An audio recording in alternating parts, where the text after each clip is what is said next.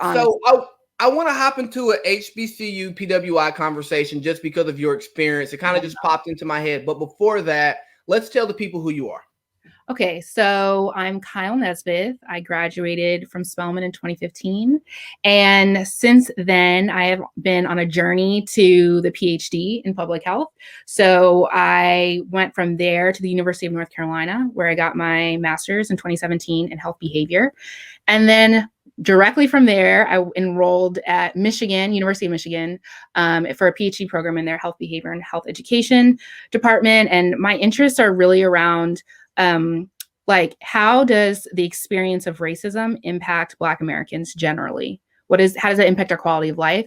And, for the dissertation, you have to pick something specific. So I'm looking at motherhood because it answers a lot of like predictive questions that I have around Blackness, womanhood, motherhood. It's a question that I have about my sisters at Spelman, my sisters in life, and also about my mother and the mothers and the women that mother me. So I'm looking at how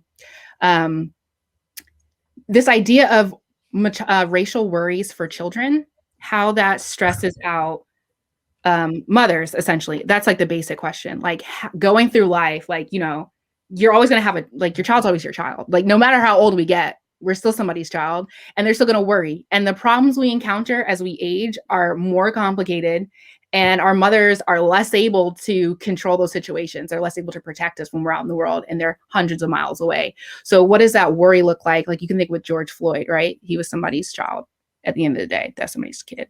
And he called out for his mother at the end. So just trying to understand like the added stress burden that Black mothers carry when they mother in a racially hostile world, and how that affects them both like psychologically, but also at the biological level. So that's me, I guess. Yeah. That's super interesting because you talk about always being someone's child, and the way that my mother worries about me at times is honestly astonishing, because it's like, I have given you all of these years of relative responsibility, right?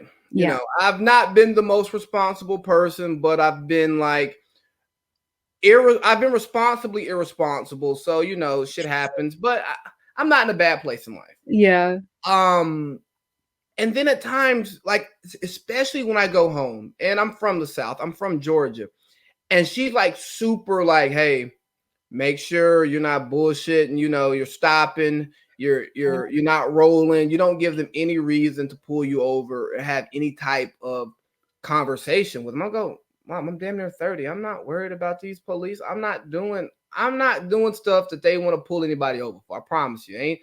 I don't mess with drugs, so there's no drugs in this car.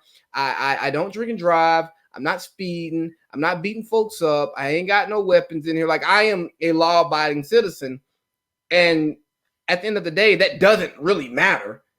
And her mom sensors like go off just because I want my son to come home, or I want to be able to call my son tomorrow, know that everything is okay. So I'm looking forward to having further conversations with you about what you're studying.